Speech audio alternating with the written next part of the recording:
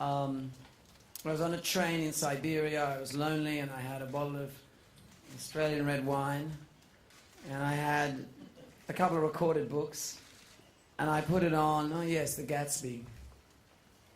And I realized I didn't know it at all.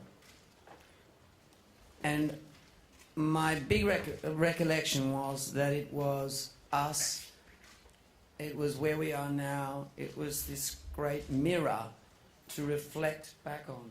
And I suppose if I read it when I was 60, I'd have a different experience. I think when you read it when you're 40, a different experience when you're 17.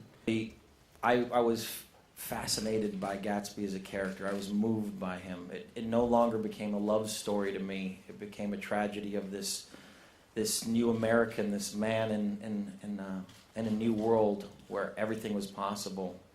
In a time of great opulence in the 1920s that was trying to become a great Rockefeller, a great American, and somewhere along the way had lost the sense of who he was and was desperately holding on to this mirage that was Daisy Buchanan. And first of all, just how extraordinary the writing technique is.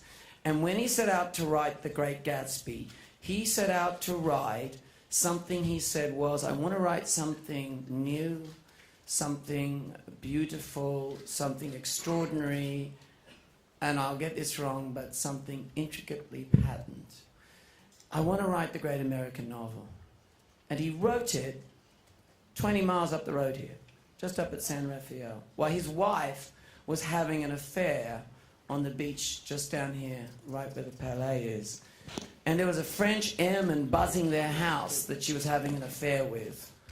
The thing I think about that is, which is how much of that pain and beauty went into the writing. Because I was at the premiere in the United States, and an extremely regal woman came out of the shadows, really, and she looked at me and she took me by the hands and she said, I've come all the way from Vermont. And, you know, I don't know why she sounds like Katharine Hepburn, but in my mind, I felt like I was in Golden Pond. You know, your father does love you, but I've come all the way from Vermont. She was so regal.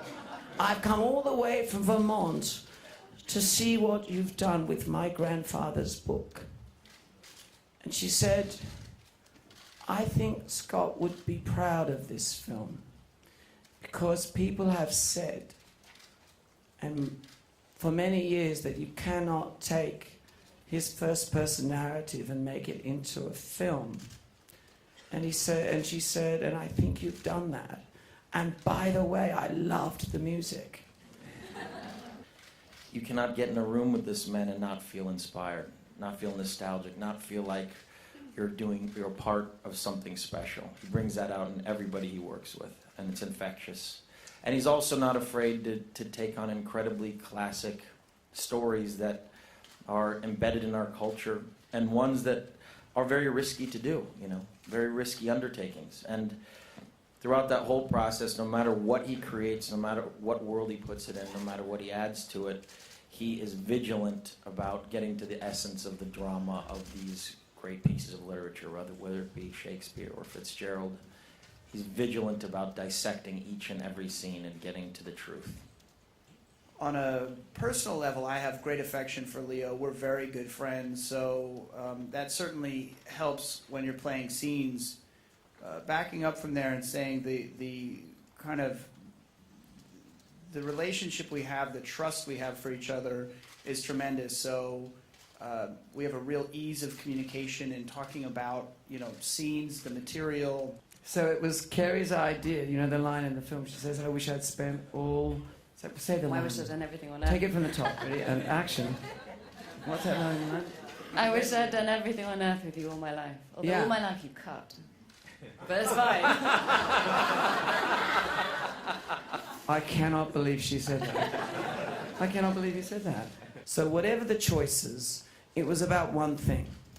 That book. Whatever it was about one thing. Revealing that book.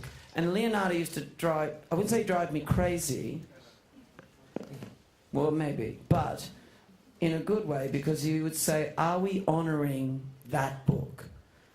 And that was a singular focus. That was our green light.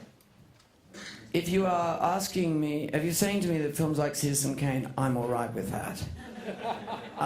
And can I say this? Kane and Casablanca. In fact, Jeff Robinoff is here from Warner Brothers. We had a rocky moment.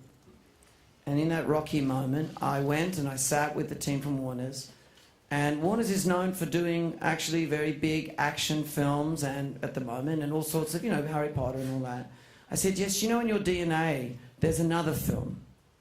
And it's about a mysterious guy and it's a love story and yet somehow it's about something much more than that and it's called Casablanca. Fitzgerald put music front and center in his novel.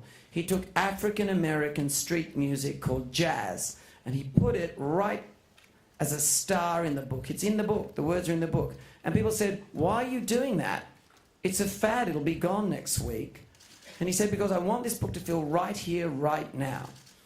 So when I set out to work with Craig and I were working, we said, well, what do we do? And right back in the writing process, we said, well, there's another African-American street music called hip-hop. And it's right here, right now.